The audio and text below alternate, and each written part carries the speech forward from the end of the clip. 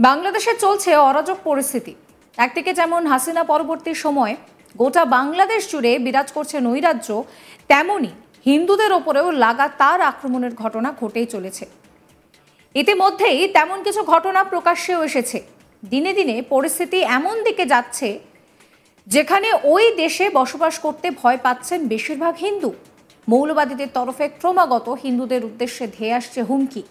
এই পরিস্থিতিতে আরও একটি ভিডিও সোশ্যাল মিডিয়ায় ভাইরাল, যেখানে এক ব্যক্তিকে রীতিমতো সেনাবাহিনীর সামনে বলতে শোনা যাচ্ছে, আপনি জানেন এই দেশে আমরা কারা?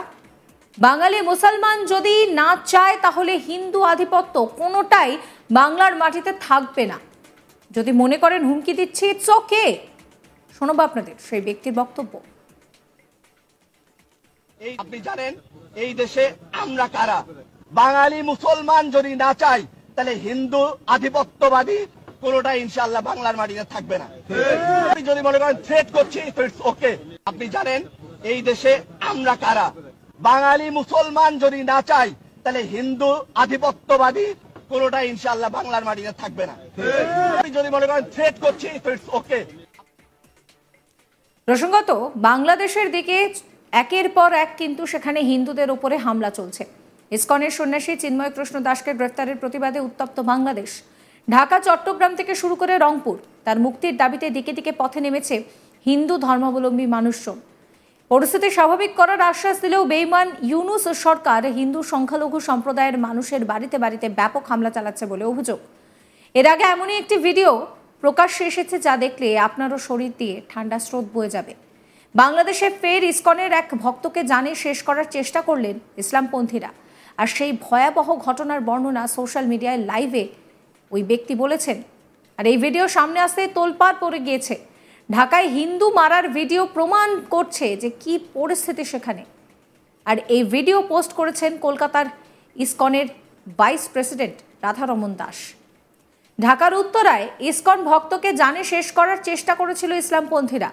হিন্দু সাধক সোশ্যাল মিডিয়ায় লাইভে গিয়ে ভয়াবহ হামলার বর্ণনা দিয়েছেন। মোহাম্মদ ইউনূসের নতুন বাংলাদেশে হিন্দুদের কি হাল দেখুন।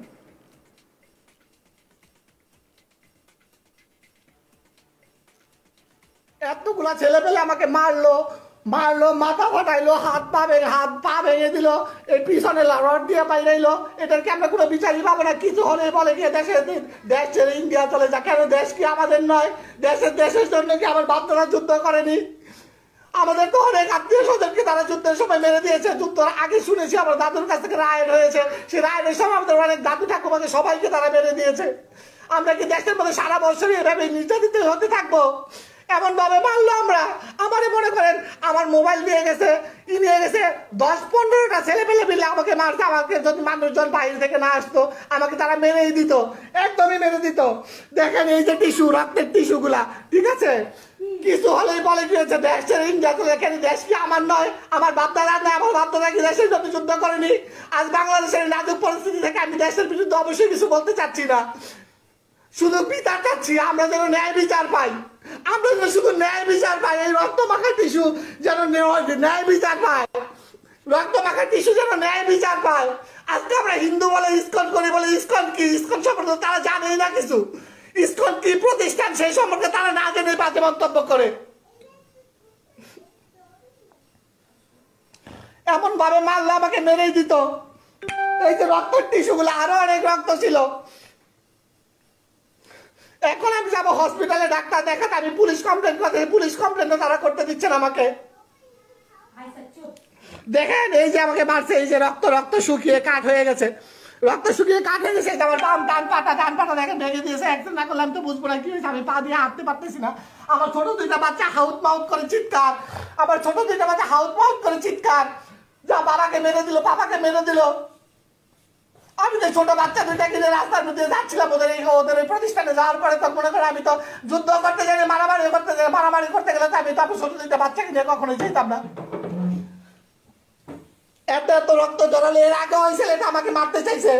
এর আগে কি জানি নিয়ে কথা হয়েছে। ও আমাকে আমি হিন্দু বলে, ঠিক আছে, আমাকে মেরে দিবে, উমুক করবে, তুমুক করবে, টারাল যা আছে মুখ দিয়ে যা তা বলছে। যখন যা চায় আমি তখন যতটুকু সাধ্য অনুযায়ী তাদের দেওয়ার চেষ্টা করি। দেশবাসীর কাছে এবং পৃথিবীর কাছে বিচার আমরা বাংলাদেশের নাজুক পরিস্থিতিতে থেকে যদি আমরা ঠিক মতো কথা বলতে না পারি এবং আমার কাছে পুলিশ কমপ্লেনও করতে দিচ্ছে না, তা আমি কি করবো, কোথায় যাব? আপনারা যারা ফেসবুক লাইভটা দেখতেছেন তারা সবাই একটু লাইভটা শেয়ার করেন। এমন ভাবে মারলো আমার।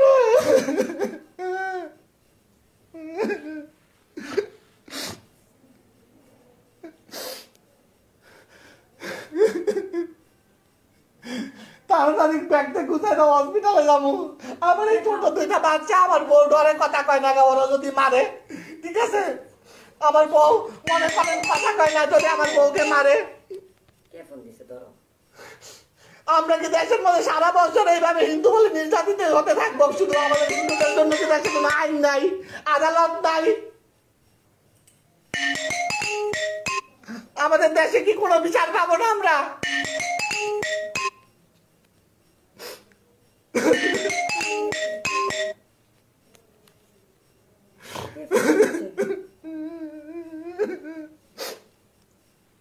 দেখেন এই রক্ত মাখা টিস্যু, এই রক্ত মাখা টিস্যু বিচার চাই। আমরা যুদ্ধের জন্য আমাদের বাপ দাদা ঠাকুর দাদারা প্রাণ দিয়েছেন।